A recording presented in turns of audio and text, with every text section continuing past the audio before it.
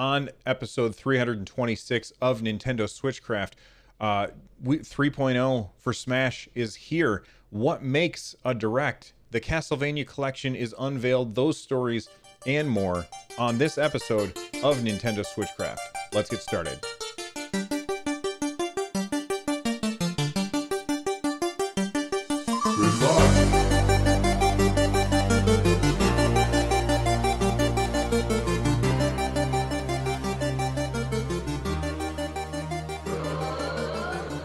All right, everybody, we are back with the latest episode of Nintendo Switchcraft. It is brought to you live 3 times a week over at twitch.tv/runjumpstomp. You can watch it live on Tuesdays and Thursdays, usually at 3 p.m. However, this week I'm on vacation and we've got stuff to do, so I'm recording it a little bit early. And then on Saturdays, I record it whenever I can get to it anyway. Tune in live again at twitch.tv/runjumpstomp. This episode of Switchcraft is brought to you by Todd H. Get Switchcraft and my other shows ad-free for as little as $1 over at patreon.com/runjumpstomp. Let's get started. Mario is an Italian plumber who, under your control, enters the Mushroom Kingdom to fight off killer turtles and deadly ducks until he can rescue the Princess Toadstool. All right, you know who else Mario might have to fight off? He's going to have to fight off Joker, because Joker is finally here. We have been waiting for quite a while for Nintendo to bring Joker to the Nintendo Switch, and they have finally done, or not to the Nintendo Switch, but to Smash Brothers, and they have finally done so. There was a video from Nintendo, and that video is very interesting because one of the things that it made me want to ask is, what makes a Nintendo Direct a Nintendo Direct? Because this video, it was 15 minutes long. It covered a bunch of new features for Super Smash Bros. Ultimate.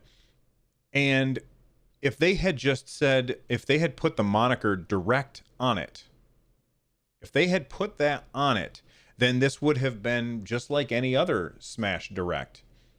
But they didn't. They didn't do a live stream. They just dropped it on YouTube. And it shows that Nintendo, they're doing something. They're very unpredictable. You can never tell what Nintendo is going to do. Like, we're all anticipating that a Nintendo Direct is coming by the end of April so that they could tell us more about Joker from Persona 5 being included in Super Smash Bros. Ultimate. And rather than do a Direct with all the pomp and circumstance that brings with it, they just decided to unveil a video. So let's jump into the details of Joker and the Smash Bros. 3.0 update. And then after that, we're going to talk about what makes a Nintendo Direct a Nintendo Direct. So first off, they went through in this 15-minute video, which was quite lengthy, and they explained how Joker works. He has both a sword and a gun. I spent a little bit of time before recording this just playing as Joker and seeing what kind of character he is. He plays a lot like a character with a sword, like Link, or like the Fire Emblem characters, where he has, in fact, he reminded me a lot of, I think it was Robin. I could be wrong. I can never keep the Fire Emblem characters straight. Don't be mad at me. He plays a lot like one of the Fire Emblem characters, where he can shoot like a fireball out on the ground. It reminded me a little bit of Ness, his attack. And then he's got these sword attacks, which go in the 3 directions, back, front, and above. And then in addition to that, his neutral B, he pulls out a gun. Now, as he takes damage or deals damage, he ends up building up this meter. And as he builds up that meter, he will become more powerful. So basically what happens is we fill the meter. His persona, which is this big winged creature. I've not played Persona 5, so I don't know much about it. But his persona comes out, this big winged creature. It's completely invulnerable. You can't attack it, okay? You cannot attack this part of him. You can only attack the main character himself. But he, when the winged character comes out, or his persona, I guess is what I'm going to have to call it, all of his attacks are a little bit more powerful. So that fireball that he throws out is a little stronger. His gunshots are a little stronger. His sword attacks are a little stronger. When he doesn't have his persona, he has a grappling hook. When he has his persona, he kind of flies up instead. And I felt like he played in a very fun way. I enjoyed playing as Joker in the 3 or 4 matches that I did. Of course, I ended up going back to Pac-Man because Pac-Man is my favorite. But Joker plays pretty well, and they announced him on Wednesday or Tuesday. They announced him, and then he was out the next day, whatever it was. I can't remember now off the top of my head. But he came out just like the next day, and it worked very well. Now, that's not the only update to Smash. All right, we also have the rest of the 3.0 update to talk about. So let's take a look at what else is included in the 3.0 update. The first thing that I want to talk about is not just him, but also a bunch of DLC costumes for your Mii characters. And I don't know quite how I feel about this, because these characters, these Mii characters, you can dress them up in whatever way you want by unlocking stuff, by earning coins, and then spending the coins on the different costume, which is cool. But these cost money. And it's not about the amount of money, because it's a small amount of money. It really doesn't, it's not expensive by any stretch of the imagination.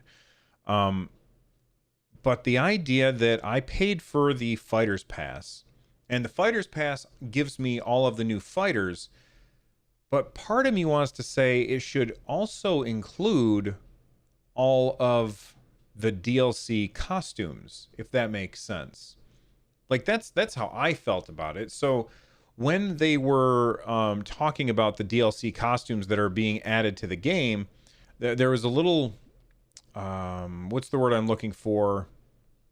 A little disclaimer at the bottom, and that disclaimer included, or basically said, this stuff is not included in the DLC, or in the fighters, in the thing that we all already bought for $25 that includes all the Fighter's Pass.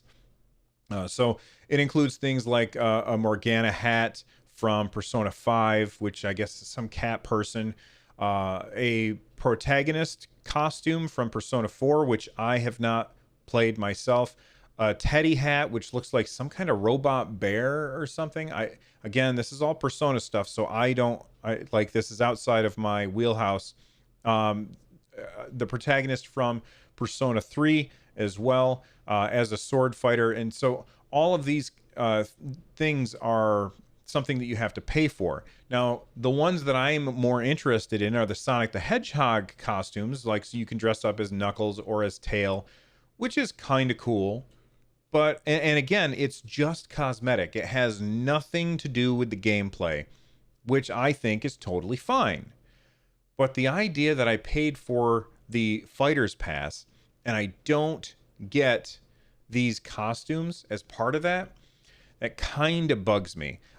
Each one of these costumes costs 75 cents, and they're not included in the Fighter's Pass. I'm very curious as to what you guys think about that. Okay, so that's the new costumes that you can have. Also with Joker, you got a new board which changes based on the music that's playing, which is really cool. It looks really, really nice, and it's fun to play on. Then they included Stage Builder. Now, Stage Builder is pretty neat. I was streaming, and I haven't had a chance to pull the Switch out of the dock and try it with touch controls, but it looks pretty awesome. This is a big step up from what you could do on the Wii U. You do the touch controls, but you can also have like layers. So there are things that are happening in the background that are just there for decoration that you can't get to. My son just brought up his a stage that he made. He brought it upstairs to show it to me, and he had all these little nooks and crannies where it looked like a great stage for like 8 players, and it had all these like nooks and crannies where characters would get trapped with a couple other fighters, and you'd be fighting while somebody's fighting on another section of it. The things that you can do with the stage builder are pretty impressive. I looked online to see what have people made so far, and it's some memes and things like that. Nothing all that great. There definitely needs to be, I mean, I would like to see something that only sorts by this has received this many Yaz or something like that. I didn't see anything like that. In addition to the stage builder, which is cool, and you can share your stuff online, you can also edit video on your Nintendo Switch, which is pretty neat. I wouldn't expect it to be that great, although what I would like to see, if anybody is interested, maybe we'll have like a contest, and we could have a contest where maybe your favorite Smash moments edited together in the video with the text on there, Nintendo Switchcraft or something. I don't know. It's something I'm going to noodle around and see if I can figure out, and then maybe we can vote on who had the best video that is trying to help grow this this podcast. I don't know. It's just an idea. You also can, now I actually forgot to update this before the show, but you can update the Nintendo Switch Online app, and now it's going to have a spot in there for Smash Brothers. Right now, you know what? I didn't even have to update it. It's already there. So this is the first time that we've gotten something other than damn Splatoon here. And you can open up the Smash Brothers part, and it takes a second to open up. And now I can go through and look at some stuff on here, maybe watch some videos that people have made. And you can also mark a stage that you see on here as something that you want to download later. And then next time you open up your Nintendo Switch, it starts downloading. I think it's kind of cool. I'm still not super sold on the app. I think that they could do a lot better. But for now, I think that it's kind of neat. I'm curious as to how you all feel about the Smash 3.0 update. So please feel free to let me know. If you're watching this on YouTube, let me know in the comments down below, or you can get a hold of me on Twitter at RunJumpStomp and use the hashtag Nintendo Switchcraft, because I have other podcasts and it makes it easier for me to sort. That being said, the big thing that I wanted to talk about today is whether or not this constitutes a Nintendo Direct. So I put a tweet out there, and I basically said my next episode, the bigger picture is, what is a Nintendo Direct? Is it just a video about games from Nintendo, or is it something more? And then I put like a little poll for people to vote. And I'm bringing up the results right now, and man, 81% of you, 81%, that's a overwhelming 81% of people said that this is not a Direct. The Smash 3.0 is not a Direct. That's what a vast majority of people said. And there's still time to vote on that poll. Just go to the show notes at runjumpstomp.com, and you can find the show notes there. Click on the poll, and you can have your voice heard. James Murray replied and said, a Nintendo Direct is a video directly from Nintendo that has information about their first-party games. It could include additional information as well. Smash 3.0 was that. My hashtag is a little off. Oh yeah, I spelled Nintendo wrong. I spelled it Nintendod. Oh, sometimes I'm dumb. That's right. My hashtag is a little off. So what do you guys think? Is this 3.0? Because I kind of agree with what James said here. He said it's a video from Nintendo that talks about their first party games. That's exactly what we saw here. So isn't this considered a Nintendo Direct, even though they didn't put the Nintendo Direct name on it? I don't know. It's a weird qualification. And it seems like as soon as you figure out what Nintendo is doing, it's hard to see They change things up, if that makes any sense. So I think that it's time for us to move on to another topic, and let's head back to the show notes, and we'll talk about something retro. Hello, look. Hey, listen. Okay. Castlevania Collection. For those of you that have not been paying attention, Konami recently announced 3 collections. The first collection that they talked about, or that they revealed, was their arcade collection, which is already out. The second one is the Castlevania Collection, and then the third is the Contra Collection. Now, when they unveiled these, they only showed off 4 of the games that are contained in the Castlevania Collection, and I think the Contra Collection they showed even less. Wario64, who always has his ear to the ground. If you don't follow Wario64 on Twitter, you absolutely should. He has some of the best deals out there, and he always tweets out some of the latest news from Nintendo. He tweeted out today the fact that we now have a full list of the games in the Castlevania Anniversary Collection. Now, I tried to go to the source itself and verify this, but every time I went to Konami's website and I clicked on the Castlevania Collection, it would ask me my age, because some of the games are rated whatever, I don't know. But it would ask me my age. I'd put it in. It would say, what region are you in? I'm saying, oh, okay, I'm in North America. And then it would ask me my age again. And so I did that loop probably 3 or 4 times before I just said, well, I'm sure that Wario 64 is correct. But here are the games that are listed in or by Wario 64 for the Castlevania Anniversary Collection, which is coming this summer. We don't have a hard date on that yet. Or yes, we do, May 16th. Okay, well, that's not long at all. It's coming up soon. So Castlevania 2, Belmont's Revenge, Castlevania 3, Dracula's Curse, Super Castlevania 4, then Castlevania Bloodlines, Kid Dracula, which I'd never heard of before, Castlevania The Adventure, I don't know what that is, and then Castlevania 2, Simon's Quest. Now, I know that a lot of people were very much looking forward to having Castlevania Symphony of the Night in this collection, and it's not included. And I find that to be incredibly disappointing. I feel like that is a big mistake on their part. However, I think I know where they're going with this. We've got the Castlevania Anniversary Collection, right? They're going to do a Castlevania Anniversary Collection 2, which will contain some of the later games. This is them spacing it out so that they can make more money.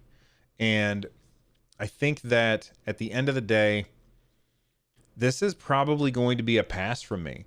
I was pretty excited about playing Symphony of the Night because it's a game that I never had when I was a kid, and I never played it.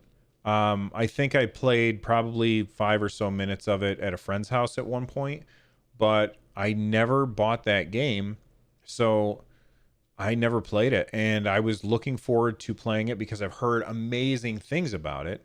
I was looking forward to playing it in this Castlevania collection. I was absolutely going to buy it, and now I really don't see a reason to. Now, I could be wrong. Maybe they're not doing a Castlevania Anniversary Collection Part 2. Maybe they're going to do it as DLC down the road. So you buy this, and then in 6 months or so, they're like, hey, surprise, we're going to bring another Castlevania game to this collection, and you can buy it for $7 or something like that. If they do that, then I might get on board, except the fact that this is already $20, and that means I would be spending close to 30. I mean, let's just assume that it's going to be $7 for the DLC in this magical imaginary DLC that I'm making up on the spot. Let's say that it's $7. I'm spending close to $30 for that game, for that one game. The other one, yeah, I'm getting 8 other games, but there are 8 other games I don't really want. What I really wanted is that other game. So $27 for that, I don't know, that's kind of shaky. And I'm also a little worried as to what's going to happen with the Contra collection when that does come out. I'm really not sure. By the way, before we go any further, I just want to say something from chat here, because I record this live over at Twitch. There were no reveals and no dates. We Mikey B Playing is saying we all knew that Joker was coming, so that's why it's not a direct, because it's nothing that was unveiled that we didn't already know, except that we didn't know. Well, no, we did know that Stage Builder, because that was leaked by Nintendo ahead of time. Was there anything in here that we didn't know about? I don't think that there was, and maybe that's why it's not a Nintendo Direct. Anyway, I got distracted by chat, which is why it's hard to do this live, but that's all right. Okay, let's move on. We've got a tweet from Nintendo. Something's gone wrong in the happy-go-lucky world of Nintendo. You are right. Something's gone wrong in the happy-go-lucky world of Nintendo. I love that. That was completely random. I hit that button. It plays a random quip, and it happened to be the perfect one because something has gone wrong. There's a problem with the eShop, I guess. Now, I didn't have any problem today with the eShop, but about 12 or 13 hours ago, Nintendo put out this tweet. They said, "We are aware that players are experiencing errors accessing the Nintendo eShop and are working to address the problem. Thank you for your understanding, and we hope to share an update when available." And I was like, okay, well, I didn't run into any issues, so is it still happening? And oh, there you go. About 1 hour ago, they have tweeted that access to the Nintendo eShop has been resolved. However, some may still experience intermittent errors. We appreciate your continued patience. Which is, it's funny. I was looking at Reddit, and somebody on Reddit happened to post that they were downloading 64 games from the Nintendo eShop all at once, and everybody started blaming them for wrecking the servers for the eShop, which I found to be quite hilarious. But if you were running into problems downloading stuff from the eShop, now you know why. For a period of about 13 hours, Nintendo was having issues with it. It seems that they have said it's all resolved now, and I think that we're all set. And, these kind of things happen when it comes to dealing with online stuff. Speaking of online stuff, let's talk about something that you can download on said eShop now that the eShop is up again. And that is Box Boy and Box Girl. You can pre-purchase and you can download a demo. Now, I have yet to download the demo. I was busy doing other first looks, but you can download the demo for Box Boy plus Box Girl on the Nintendo eShop. It's got 270 puzzles in it, and it comes out on the 26th of this month. And if it looks interesting to you at all, then download the demo and try it out. And now, if you don't know anything about Box Boy, you are literally a black and white box, and you replicate yourself in order to make like Tetris shapes, and you can use those to solve puzzles, to climb on things, or to bridge a gap. And this one is the first one that has like multiplayer in it, where you've got it's not Box Girl, I don't think it's her name. She's got a different name, but they're calling her Box Girl in the name of the game. But Box Boy and Box Girl, a little co-op adventure. Probably, if you enjoyed a game like, and I have not played any Box Boy, but just from looking at it, my guess is if you enjoyed playing Snipper Clips at all, then this is probably a game that you would have a lot of fun with. And it's definitely on my list of things to try. So QB and QC, those are the names of the characters. They are Box Boy and Box Girl. I am going to be checking that out on my Nintendo Switch and reporting back probably next episode, or maybe next Tuesday's episode. It depends on how much time I have between now and then. Okay. It is this is some very, very interesting information that I'm just going to throw out there before we get to feedback. Chinese Nintendo. This is not an official Nintendo Twitter account. This is just at Chinese Nintendo. It says here, and I quote, "Nintendo Switch mainland China release could be soon." So right now you can't get Nintendo Switch in China. However, I guess you are going to be able to soon.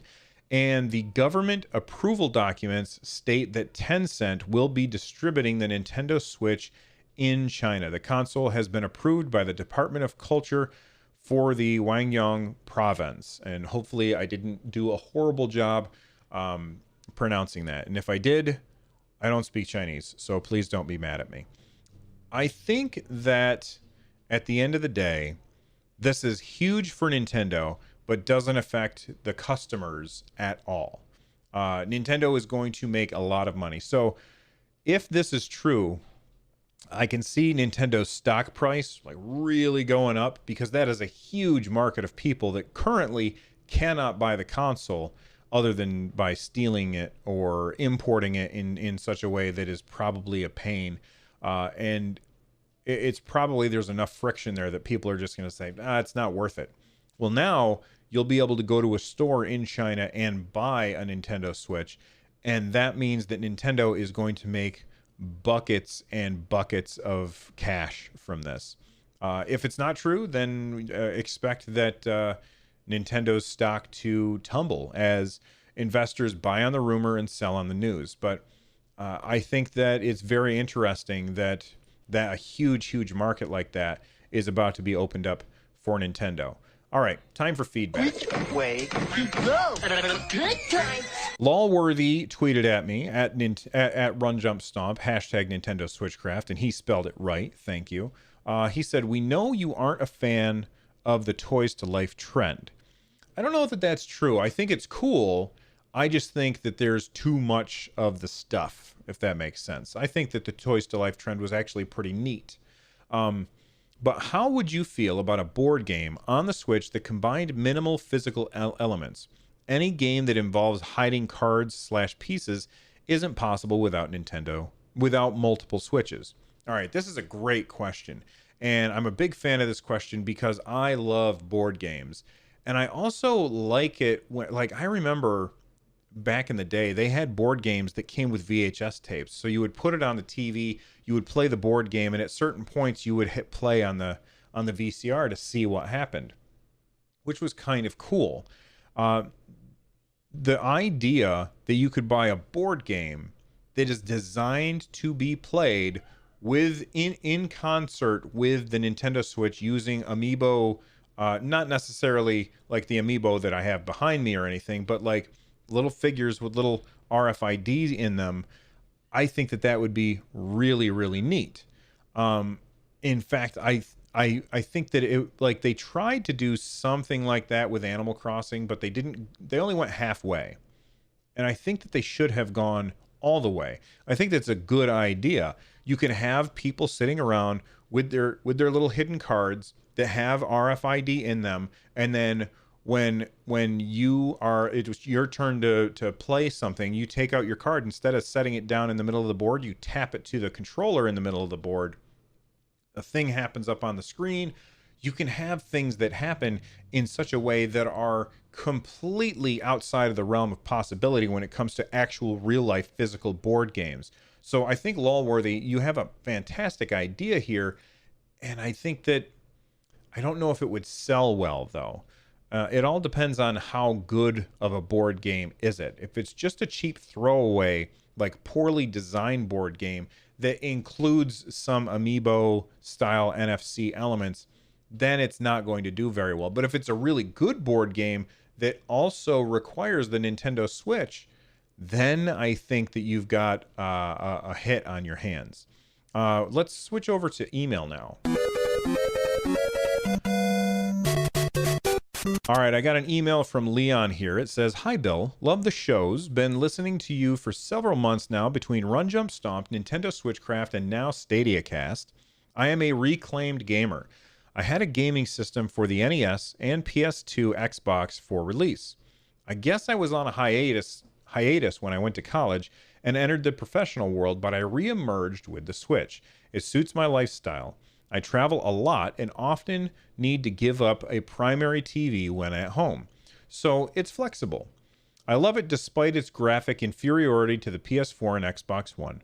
I am one of those sole and single console guys, and the Switch is my console not because of affordability, but because of the flexibility.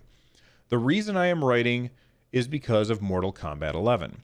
I'm not sure if you heard, mainly because you say you don't care for the game to begin with.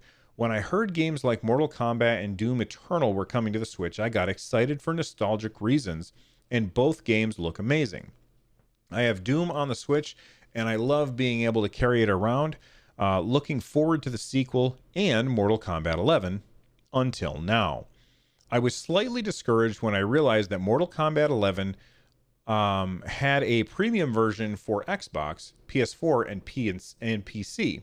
I didn't complain. I chopped it up to graphics. Yesterday, they announced the premium version for the Switch. I didn't cancel my pre-order until I heard if the Switch would have a physical steel case like the Xbox and PS4. While browsing online to find out about a steel case, I stumbled across some other information. Mortal Kombat 11, aside from the 20 gigabyte patch that I didn't mind because I have the storage for it, was also going to be an online only game. I was shocked and upset. I literally ruined my vision for the game. I travel a lot, playing most of my games in airports, on planes, and on the roads. It ruins the flexibility of the Switch and my primary use for it. I ended up canceling my pre-order. It's frustrating. I read online as suspected they're doing online only, even for single play use to maximize microtransactions. I guess I'm asking how you feel about this. This literally dwarfs my Switch for its primary use. I don't mind paying for DLC because I paid for many passes, i.e. Smash, Starlink, Dragon Ball FighterZ, etc. I don't like it. It also makes me think that the software will become glitchy or fail once Mortal Kombat 12 comes on. This has me really anti-digital, and if I have no option at the physical way to play, what do you think, Bill? Thanks for listening, Leon. All right. Now, I don't think that that's true. I went to Nintendo's site, Nintendo.com, and I went to Mortal Kombat 11. And when I'm there and I'm looking at the site here, it says game info. So here we go. It doesn't say anything on here about requiring online.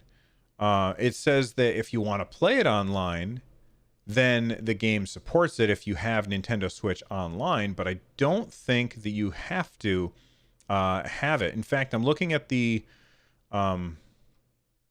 little what are the little stars at the bottom of the disclaimers at the bottom, and I don't see anything about here that says that you have to play online. In fact, it says Nintendo Switch Online membership, which is sold separately, and a Nintendo account are required for online play and is not available in all countries. Internet access is required for online features, and terms apply. But I don't see anywhere in here that says that you have to play, that you have to connect to the internet in order to play the game at all. I think that you must have misunderstood. Now, let me say that online-only games... Something fell behind me. Online-only games are a thing that's going to happen on the Switch at some point. In fact, I think that we already have some. I don't think you can play Smite offline. I could be wrong. Maybe you could play against bots. But those games are going to be few and far between. And those aren't for everybody. I don't think that Mortal Kombat is an online-only game.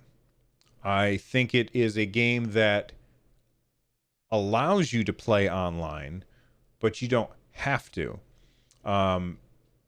Chad is making jokes about Smite. So what do I think about online-only games? I've been playing online-only games for years and years and years, but I do agree that online-only games don't work very well in your use case. So I would avoid games like that. That being said, if you can get your pre-order back, I would see if you can, because I don't think that Mortal Kombat Online is only online, or Mortal Kombat 11 is only online. Boy, I said that wrong. But thank you very much for listening and taking the time to write in. I really appreciate it. All right, let's wrap up the show. Oh, the new Atari 7800. We reinvented the video game. Well, we didn't reinvent the podcast. All we did was do another episode of Nintendo Switchcraft. If you want to become part of this community, it's super easy to do. runjumpstomp.com/discord. Watch the show live over at my Twitch channel. You can get a hold of me at runjumpstomp on Twitter and use that hashtag Nintendo Switchcraft. If you're looking for ways to support the show or my other shows, stop by runjumpstomp.com/thank you or go to /shows for my other stuff that is like this. If you are a fan of the music, which is about to play right now, make sure that you check out Noteblock on YouTube. They make some fantastic tunes, and I am out of here. Until next time, stay awesome, everybody. Bye-bye.